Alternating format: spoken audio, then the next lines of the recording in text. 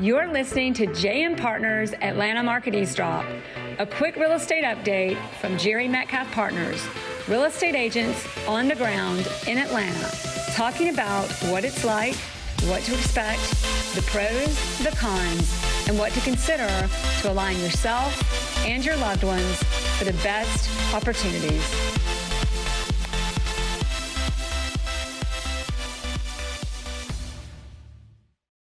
All right, everybody, it's JM Partners with 3 things to know from Atlanta on the ground. Atlanta Market, we used to call this subtitle, Atlanta Market Eavesdrop. Adam Vickers, Bridget Posey, and Jerry Metcalf with you today. This week is 3 things to know, 3 potential deal killers, no matter what the price. Number 1, when the seller moves out. Number 2, due diligence, touchy subject. Number 3, financing is cash king, and sometimes it actually isn't. And we're going to add like what 3B or number 4, communication. Like maybe that should be the one thing to know this week. So again, when the seller moves out, due diligence, which that means inspection period, financing, when cash isn't king, and communication, number 4/1. All right, let's talk for a minute about what do we mean by like when the seller moves out. You sell the house, you close it, the seller moves out. That's how it works, right? Not all the time. Not ever right now.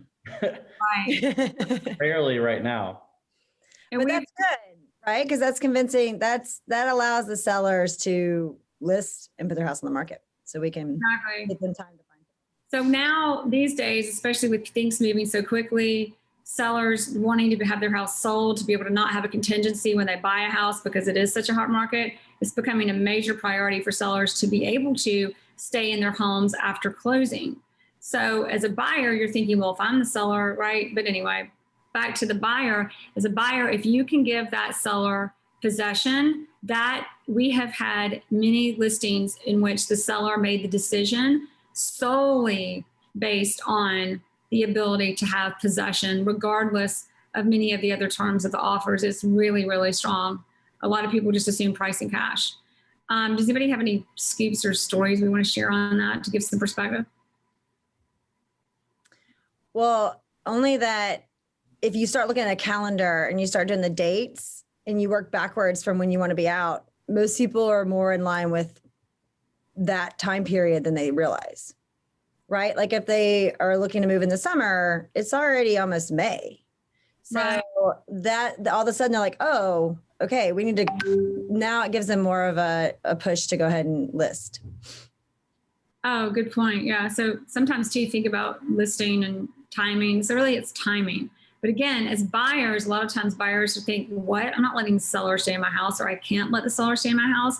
As you go through the process, really think about terms, deal killers. We've had a few where the sellers just like, look, if somebody will let me stay in the house, that is everything over anything this other buyer can offer me. Another one, and we can talk about some things that can be dangerous about this one and when you're using options, but another one is due diligence. So in the due diligence means that's the inspection period. We've talked about this before on the show, but in the due diligence period, you have a right to terminate no matter what. A lot of agents and buyers are saying, okay, I know, like in my due diligence, I know I've got a right to terminate, but look, I'm not going to ask you for any repairs. I really want it. It's as is. That's not as is. If you have a due diligence, but you say it's as is, it's not as is unless you're losing all of your earnest money when you close. So speaking to that, one of these options we've spoken of before, Bridget, you are probably have got a lot of experience with both of these. But in due diligence, there are 2 things we can do. There's something called right to request repairs, so that the buyer doesn't terminate no matter what, which is a seller that gives us a lot of comfort in many cases, depending on the house too, by the way. There have been times where we've actually decided to go with due diligence, not right to request repairs. But the other one is actually buying an option. Bridget, which one do you want to, or Adam, either one of you want to speak to one of those? I'm a proponent of the option. So protecting your earnest money, giving you the due diligence, but adding whatever amount will get it done, but it can be 5, 10, 15,000, but it's not 50,000 in earnest money. Yeah. but the option, then that is money that goes right to the seller. So to reiterate what Bridget just said, so everybody knows when you go under contract, you put earnest money down for a property. Well, when you have a quote due diligence, that's really just a free option. You're giving earnest money that you're going to get it all back as long as you terminate during that due diligence period, which these days, it used to be 10 to 14 days in the hotter market. Now it tends to be 7 to 10 days. So what happens is, as a seller, you've got a lot of uncertainty. And Bridget says, even on many deals, for those of you watching, Yeah. and then again, I'm going to sidetrack y'all, but it comes to price point. I know we've had.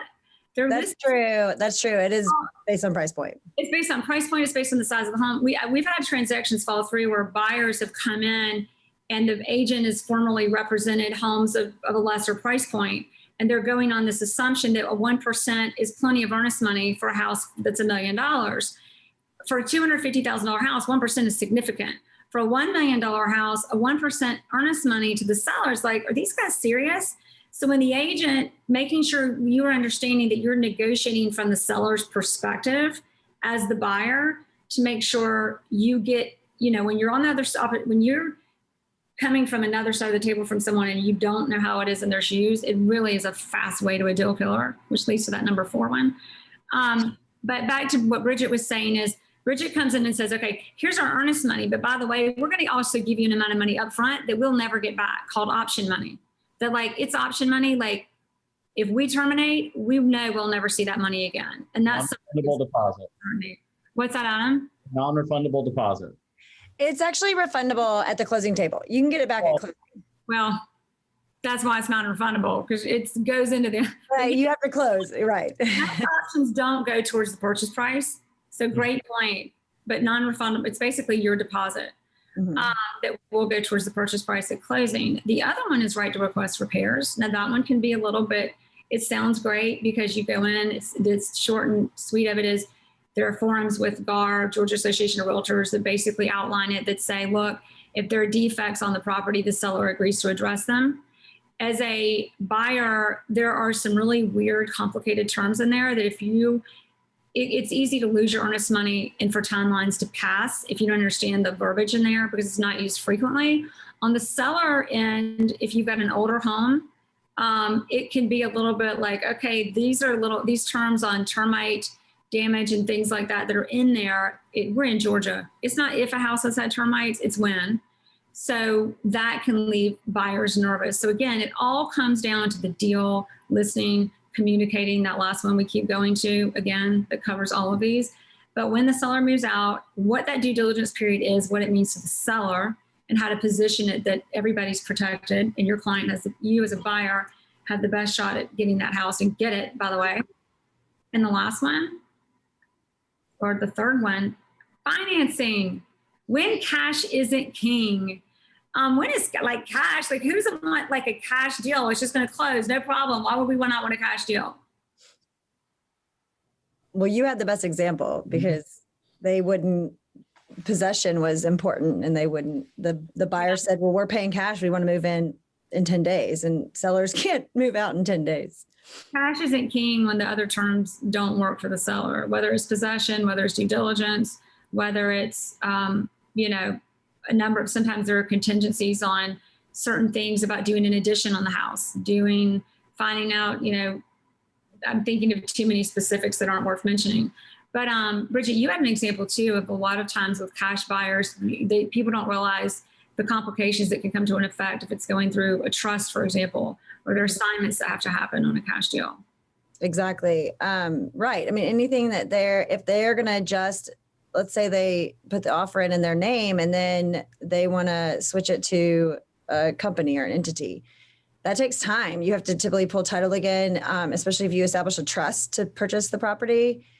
And these are all things that we deal with, especially in the luxury market, but really at any price point. And that takes time. You can't do that in 10 days. So they go in, they get under contract, and then it's the whole bait and switch. And then all of a sudden you're 15, 20 days and you thought it was going to be a 10-day closing. Or somebody was supposed to sign for the trust and they haven't shown up and it was cash. Wait a minute. And now what's going to happen? And now the earnest money's lost, and a cash buyer, that earnest money lost wasn't as significant. So it doesn't always hold the deal together as well. Right. Don't get us wrong, cash is good, but make sure it's good. Yep. Go ahead, Adam. No, I mean, it kind of segues right into the communication, right? I mean, you kind of touched on it a little bit with cash is great, but if there are other terms that are more important to the seller, cash isn't always great. And how do you figure that out? It's not just throwing, hey, here's a cash offer. It's that communication between the agents, like really having those upfront conversations. What is important to your seller that we can make sure that we hit on, and not just being like, hey, we're all cash. Like, you should take our offer. And it's like, well, not necessarily. There are other things. And that goes back to your possession and your due diligence and possibly option money. It kind of covers all of those, which really make up the best offer. Great point, Adam. And back to the communication and all of those parameters. A big one we have noticed is that buyers, if you like a house as a buyer, it is our job as your agent. It is very important in today's market. The sellers' agents are navigating buyers. If a buyer doesn't like a house or they're not sure the buyer wants the house, there's not time to deal with that buyer. We've got to focus on the buyers that want the house and that we're confident will close. And that communication and who's the buyer, what's the interest in the house, and being sure that this is the buyer that wants it, because there are in fact more terminations going on now than normal because buyers get very anxious. They want to get the house and then they pull out. So as a seller, the sellers want to be sure, and as agents, we make sure that the buyers that we put under contract are not going to do that. Right. Like the one. Any guys have any other examples on that we want to share before we close out? Just don't hesitate on, well, I guess now I'm speaking as a listing agent. If you have a buyer that loves the house, now's not the time. This isn't the market to try to pretend like they don't, to try to think. Tell us if they love the house, make it known.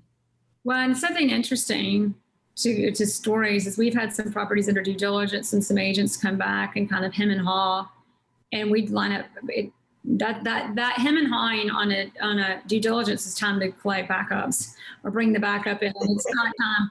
A seller's agent doesn't hear that as, oh no, we have to negotiate.